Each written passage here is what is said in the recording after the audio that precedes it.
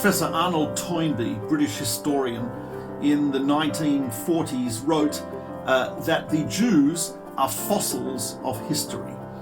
Basically, we are an archaic throwback to an ancient time, and we should recognize the fact that we are fossils. Abba Eban, who was at the time, a little later, in 1955, the Israeli ambassador to the United States, said, well, he says, the fossil has not read the 8 volumes of Arnold Toynbee's history, and hence is not aware of its own petrification.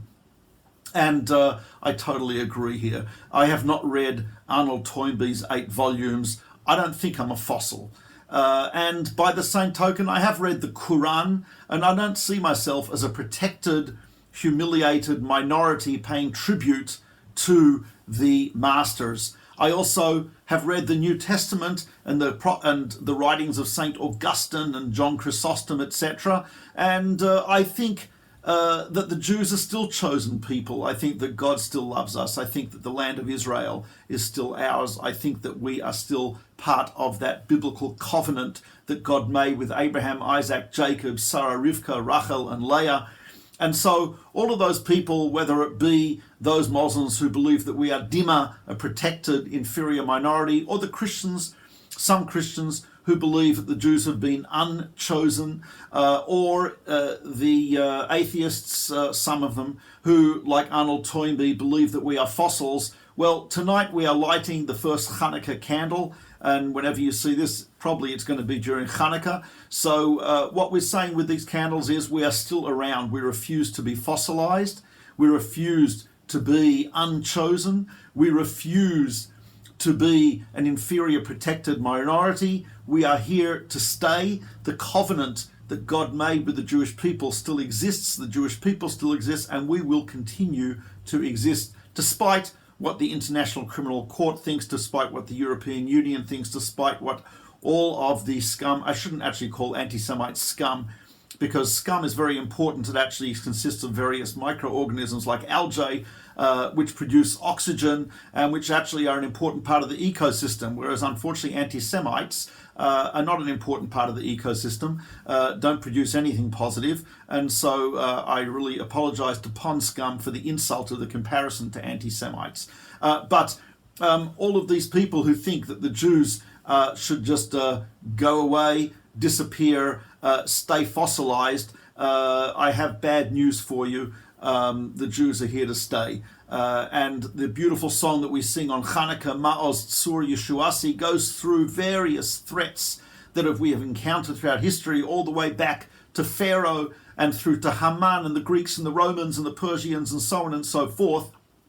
All of those threats, we survived. We didn't just survive, but we have thrived. And right now, we are also not just surviving, but we are thriving. And when we see Chanukah candles, you know, the Talmud says, and you should ask your local rabbi if you should do this, but when you see a Chanukah candle in the window, even if you have not lit, then there's a blessing. You could say, Sha'asa Nisim, that you made miracles for our forefathers, right? Because I believe that when you see a Chanukah candle lit by a Jew in the 21st century, wherever they are, you are actually witnessing a miracle. You are witnessing a fossil that has come back to life. You are witnessing an oppressed, humiliated minority that is thriving and has created an amazing and successful state of Israel. You are witnessing a people who were thought to be rejected by God because of our rejection of their God, and those people are not rejected by God, still clinging to our faith and our belief. So when you see a Chanukah candle, you're actually seeing a miracle. When you see a Jew